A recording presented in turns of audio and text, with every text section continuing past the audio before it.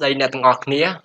chụp nia tiết hơi cho mùi nâng nhóm nông ca bỏ prai at bọt clay chip song lấy từ máy ok chân sầm rập ngày ní cứ trong biên topic thay một tiết hơi chọn thưa ca bỏ prai chun từ đây là từng ngọt nia là bay bàn sắc sao bị bịa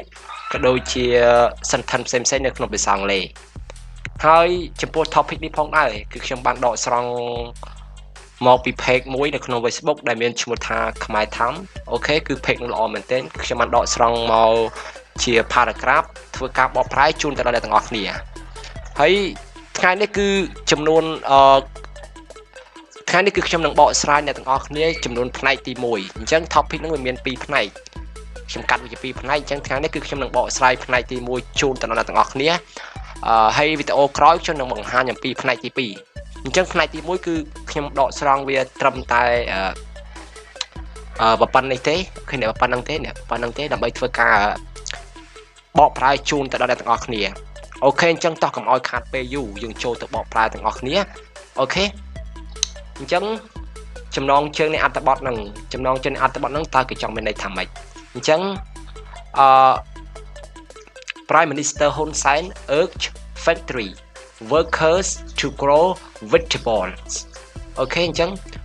នាយករដ្ឋមន្ត្រីហ៊ុនសែនអូខេនាយករដ្ឋមន្ត្រីហ៊ុនសែន Prime Minister នាយករដ្ឋមន្ត្រីនេះពាក្យថា Prime Minister យើងប្រែថានាយករដ្ឋមន្ត្រីអូខេនាយករដ្ឋមន្ត្រីហ៊ុនសែនលើកកម្លាំងចិត្តឬក៏ជំរុញឬក៏លើកទឹកចិត្តដល់អ្នកធ្វើការរោងចក្រដើម្បីដាំបន្លែអូខេអញ្ចឹងនាយករដ្ឋមន្ត្រីហ៊ុនសែនគឺបានលើកទឹកចិត្តឬក៏ជំរុញឬក៏លើកកម្លាំងចិត្តឬក៏គាំទ្រអ្នកធ្វើការរោងចក្រហ្នឹងដើម្បីដាំបន្លែអូខេពាក្យថា urge គឺយើងប្រែថាជំរុញឬក៏លើកទឹកចិត្តឬក៏ផ្ដល់កម្លាំងចិត្តឬក៏គាំទ្រអាពាក្យ urge ហ្នឹងនេះអាពាក្យហ្នឹងអូខេដល់ពេលពាក្យថា factory workers គឺយើងប្រែថាអ្នកធ្វើការរោងចក្រអូខេ factory យើងប្រែថារោងចក្រដល់ពេល workers អ្នកធ្វើការចឹងអ្នកធ្វើការរោងចក្រទាំងអស់ហ្នឹង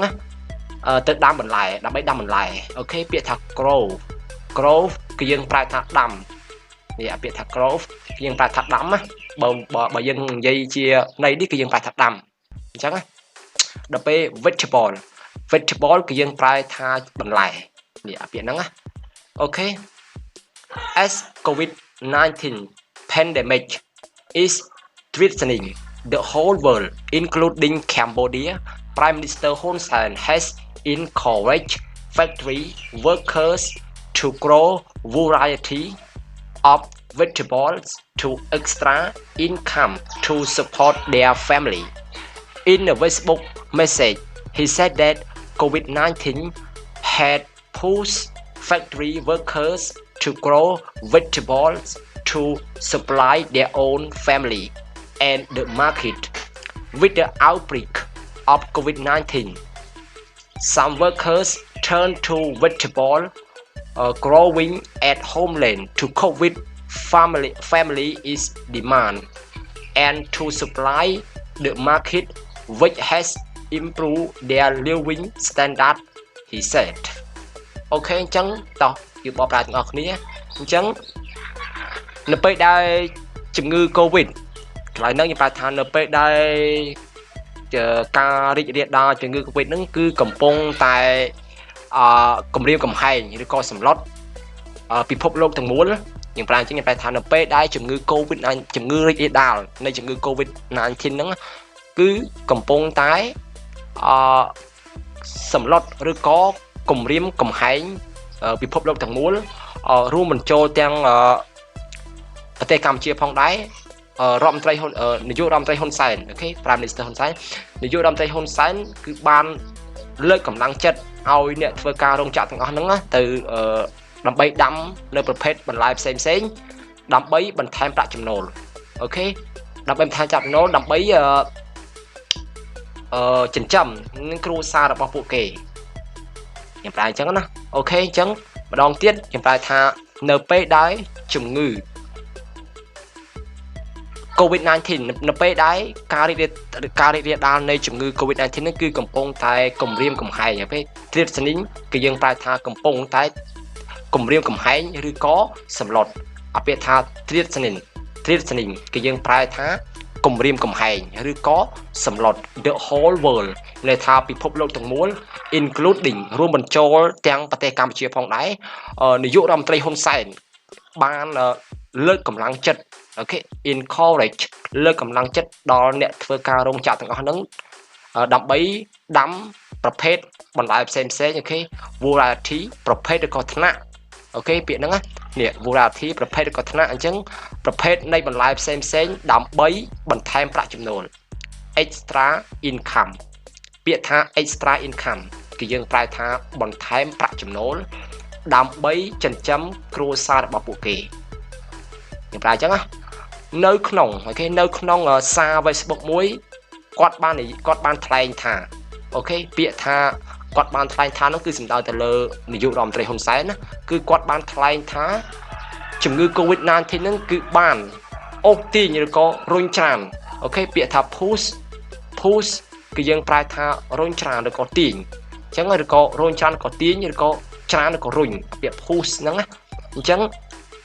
ជំងឺ COVID-19 ហ្នឹងគឺបានរុញច្រានឲ្យអ្នកធ្វើការរោងចក្រទាំងអស់ហ្នឹងដាំដំណាំបន្លែអូខេដើម្បីចិញ្ចឹមឬក៏ផ្គត់ផ្គុនន័យថាចិញ្ចឹមឬក៏ផ្គត់ផ្គុនគ្រួសាររបស់ពួកគេហើយនឹងទីផ្សារអញ្ចឹងពាក្យថា supply យើងប្រែថាចិញ្ចឹមឬក៏ផ្គត់ផ្គុនអូខេអញ្ចឹងខ្ញុំប្រែថ្លៃនិមសាទៀតគាត់បានថ្លែងថាជំងឺ COVID-19 មានន័យថា COVID-19 ហ្នឹងគឺបានរុញច្រានឬក៏ទាញឬក៏រុញច្រានរុញច្រានឬក៏ច្រានអ្នកធ្វើការរោងចក្រទាំងអស់ហ្នឹងដើម្បីដាំបន្លែទៅដាំបន្លែហើយដើម្បីផ្គត់ផ្គុនឬក៏ចិញ្ចឹមនៅគ្រួសាររបស់ពួកគេហើយនឹងទីផ្សារជាមួយនឹងការផ្ទុះឡើងនៃជំងឺ COVID-19 អូខេ with the outbreak of COVID-19 មានន័យថាជាមួយនឹងការផ្ទុះឡើង outbreak គឺយើងប្រែថាផ្ទុះឡើងនេះផ្ទុះឡើងនៃជំងឺ COVID-19 អ្នកធ្វើការមួយចំនួនត្រឡប់ទៅដាំបន្លែនៅឯស្រុកកំណើតដើម្បីដោះស្រាយជាមួយនឹងតម្រូវការគ្រួសារហើយនឹងតម្រូវការហើយនឹងផ្គត់ផ្គុននៅទីផ្សារជាមួយនឹងដែលបានធ្វើឲ្យអភិវឌ្ឍឬក៏ធ្វើឲ្យរីកចម្រើននៅការរស់នៅរបស់ពួកគេពិសេសខ្ញុំប្រែអញ្ចឹងខ្ញុំប្រែភាសាទៀតជាមួយនឹងការផ្ទុះឡើងនៃជំងឺ COVID-19 អ្នកធ្វើការមួយចំនួន turn to យើងប្រែថាត្រឡប់ turn to នេះពាក្យថា turn to យើងប្រែថាត្រឡប់អូខេត្រឡប់ទៅដាំបន្លែត្រឡប់ទៅដាំបន្លែនៅឯស្រុកកំណើតអូខេ homeland ប្រែថាស្រុកកំណើត homeland ស្រុកកំណើតដើម្បីដោះស្រាយជាមួយនឹងតម្រូវការគ្រួសារហើយនឹងផ្គត់ផ្គុននៅទីផ្សារដែលធ្វើឲ្យរីកចម្រើនឬក៏អភិវឌ្ឍឬក៏ធ្វើឲ្យរីកចម្រើនឬក៏កើនឡើងនៅការរស់នៅរបស់ពួកគេអញ្ចឹងពាក្យថា COVID គឺយើងប្រែថាដោះស្រាយពាក្យថា COVID នេះយើងប្រែថាដោះស្រាយ demand តម្រូវការគ្រួសារdemand តម្រូវការអូខេពាក្យថា demand តម្រូវការអញ្ចឹងយើងប្រែអញ្ចឹងខ្ញុំប្រែជាខ្មែរឲ្យមួយសារទៀតឲ្យអ្នកទាំងអស់គ្នាងាយស្រួលយល់អញ្ចឹងនៅពេលដែលការរីករាលដាលនៃជំងឺ COVID-19 ហ្នឹងគឺកំពុងតែសម្លុតឬក៏គម្រាមកំហែងនៅពិភពលោកទាំងមូលហ្នឹងហើយរួមបញ្ចូលទាំងខ្មែរផងដែរហ្នឹងនាយករដ្ឋមន្ត្រីហ៊ុនសែនគឺបានលើកទឹកចិត្តឲ្យអ្នកធ្វើការរោងចក្រទាំងអស់ហ្នឹងដើម្បីដាំនៅប្រភេទបន្លែផ្សេងដើម្បីបន្ថែមនៅប្រាក់ចំណូលហើយដើម្បីចិញ្ចឹមឬក៏ផ្គត់ផ្គុនគ្រួសាររបស់ពួកគេនៅក្នុងសម្លេង Facebook ឬក៏សារ Facebook មួយគាត់បានថ្លែងថាជំងឺ COVID-19 ហ្នឹងគឺបានរុញច្រានឬក៏រុញច្រានឲ្យអ្នកធ្វើការរោងចក្រទាំងអស់ហ្នឹងដើម្បី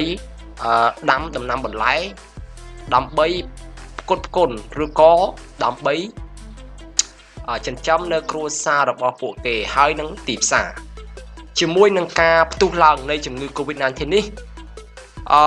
អ្នកធ្វើការមួយចំនួនត្រឡប់ទៅដាំបន្លែអូខេ vegetable growing at homeland ត្រឡប់ទៅដាំបន្លែនៅឯស្រុកកំណើតដើម្បីដោះស្រាយនៅតម្រូវការគ្រួសារ demand តម្រូវការអូខេតម្រូវការរបស់គ្រួសារហើយនឹងដើម្បីផ្គត់ផ្គុននៅតម្រូវការទីផ្សារដែលបានធ្វើឲ្យរីកចម្រើននិងក៏អភិវឌ្ឍការរស់នៅរបស់ពួកគេ he said អញ្ចឹង he said ហ្នឹងគឺសំដៅទៅលើនាយករដ្ឋមន្ត្រីហ៊ុនសែនគាត់បាននិយាយអញ្ចឹងណាអូខេអញ្ចឹងថ្ងៃនេះគឺខ្ញុំមានតែប៉ុណ្្នឹងឯងចង់ធ្វើការបកប្រែជូនទៅដល់អ្នកទាំងអស់គ្នាហើយសូមកុំភ្លេចជួយចុច subscribe channel របស់ខ្ញុំអ្នកមួយផងមើលទៅដូចជាធ្លាក់មែនទែនអ្នកទាំងអស់គ្នាធ្លាក់ទាំង subscribe ធ្លាក់ទាំង view ហើយសង្ឃឹមថាអ្នកទាំងអស់គ្នានឹងជួយ subscribe ម្នាក់មួយផងហើយជួយចូលមើលវីដេអូខ្ញុំផងដើម្បីឲ្យបានឆាប់ឡើង view ព្រោះអីខ្ញុំព្យាយាមធ្វើមែនទែនតាក់ទងជាមួយនឹងពាក្យហើយនឹងsentence នេះហើយនឹងtopic នេះដើម្បីធ្វើការបកប្រែជូនទៅដល់អ្នកទាំងអស់គ្នាអូខេអញ្ចឹងមានតែប៉ុណ្្នឹងឯងអូខេបាយបាយ